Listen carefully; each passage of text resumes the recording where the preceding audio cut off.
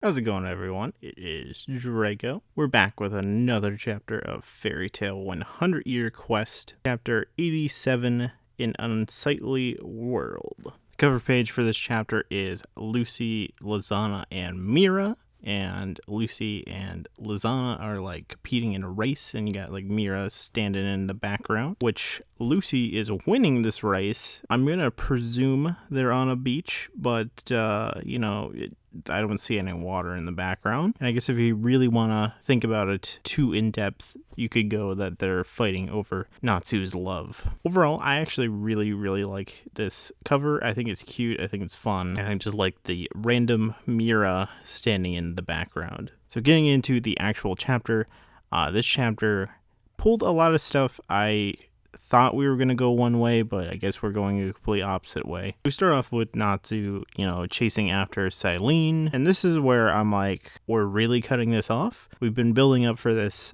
for quite a few chapters now. Silene's going through a portal, and Suzaku's going through a portal, and I can't tell if there were two separate portals or if he was dragging her and then he went through the portal himself, which a little bummed we didn't actually, like, if there was actually any fighting in between this, a little bummed that we didn't actually get to see the end of the fight here. So, they teleport out, and Natsu is looking like, oh, dang it, man, I was gearing for this fight, and they just teleported out of there. So you get like a wide shot of the Black Moon Mountain and like the hands freaking out like crazy. But Natsu looking a little grumpy, like, man, they disappeared. I was getting ready for that fight, and I'm bummed now. But, he's immediately looks around and sees that the hands are going crazy, and he's like, okay, Silene's not here, but I guess we gotta help this world, and Let's go find the group again.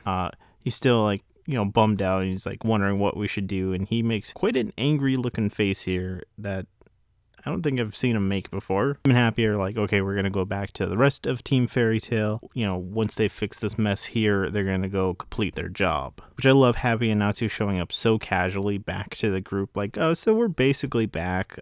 We ran off without you, but don't get mad at us, I love their little face together. It's so good. And, they're all like, hey, what about Silene? They're like, she teleported away. So you see like some of the hands making more monsters and stuff, and they keep multiplying and multiplying. You get Wendy going up right next to it, and she's trying to confirm her suspicions about the hands and being connected to Face. And, she's yelling at everyone, like, try and think back to Tartaros, how the faces acted and stuff. And like everyone's just like, Face? Like, what are you talking about? Which this is kind of interesting, because we actually are getting an explanation for Face literally like multiple arcs after Face. So Wendy's like, after the whole Face Tartaros incident, I did some research about it, which I'm actually surprised she found information about it, because that would have been mega classified by the Magic Council. But she said, she did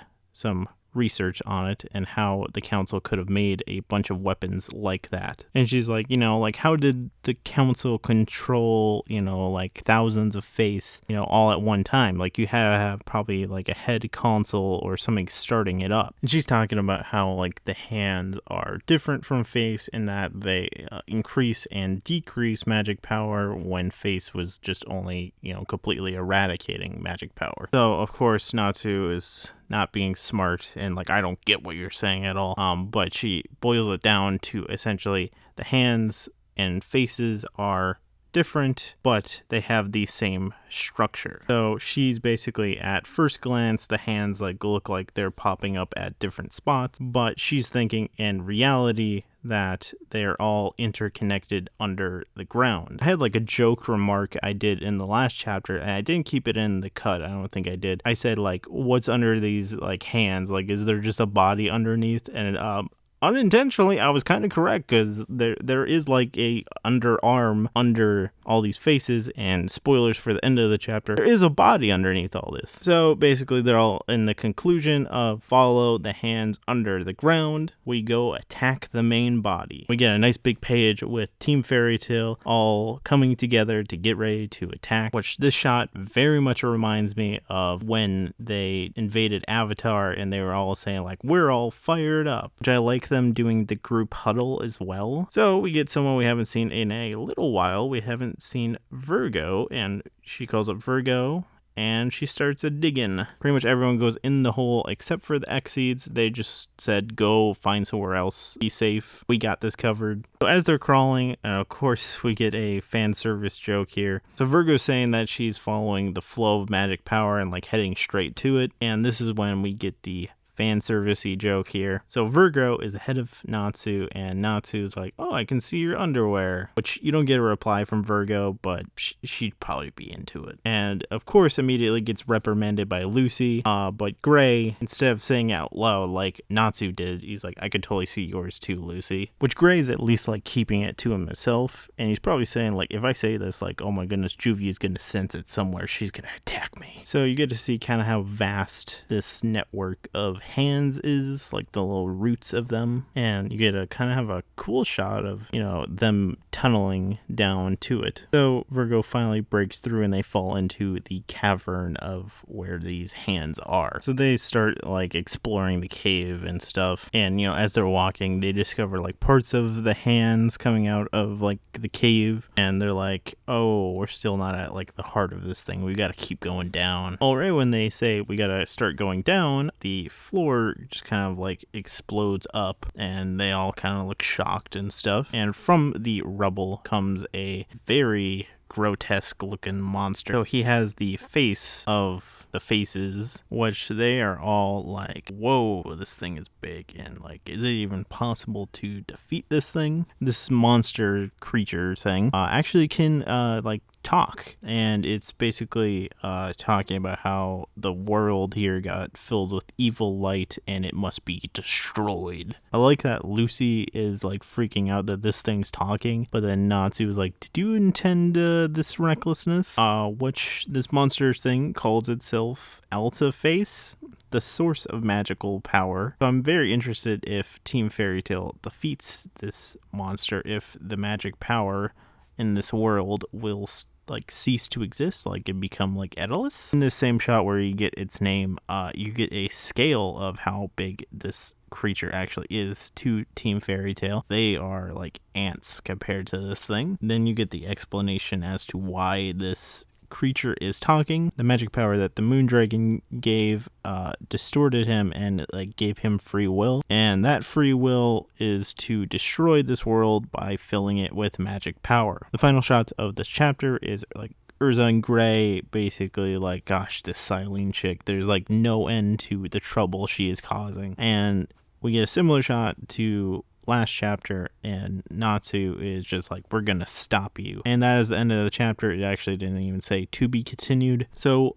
my thoughts, I really love that cover page. I am going back to it again. I really like that cover page that we got for this chapter. Really bummed we didn't get to see the Silene fight. A little bum that got cut short. Would like to know if they were going through two separate portals, or Suzaku defeated her and he was like dragging her body. I love that Natsu didn't get involved in this fight at all, and he was very bummed out about it. And then when he gets back to the group, he's like, oh, we're back now. I didn't get a fighter. I'm sad. Meh. Really like that we got a group shot again. Really did not expect to get an explanation for Face and going back to Tartaros again, you know, the hands being so similar to Face. That actually quite surprised me. Again, 100-Year Quest is giving meaning to arcs that I didn't think we would go back to, making stuff go way more in depth with Fairy Tail, and something you never thought would be touched on was like touched on again here. It's like insane. Quite interested how they're gonna fight this Face monster dude. And will their magic power actually be affected being next to this thing? I know like during Face that was affecting them, and especially since this hand stuff seemed to increase and decrease magic power, I wonder if that's going to go into actually fighting this thing. To be real, I don't imagine them having any problem taking it out. It's just more or less like, where are we going from here? Because, you know, I thought we were going to have this big death match with Silene this chapter, and we didn't get that. I'm assuming this is basically, you know, we defeat this face thing and we save the world and stuff. I'm assuming that's the end of this arc, and then we'll start up another arc, but Silene is still a villain because, you know, Natsu even says in this chapter, you know, we didn't defeat her, so we didn't complete our job. So I imagine Silene is going to come back. She's not dead either way, if she got defeated or she went off by herself. I imagine she's not dead, because I'd imagine the final blow still has to be coming from Team Fairy Tail. I imagine Silene will show up again. She will have some form of arc again. Otherwise, thank you for watching. I don't know if this video is going to be delayed. It might be. I still got stuff going on. If it is, sorry. But thank you for watching. This is Drago signing out.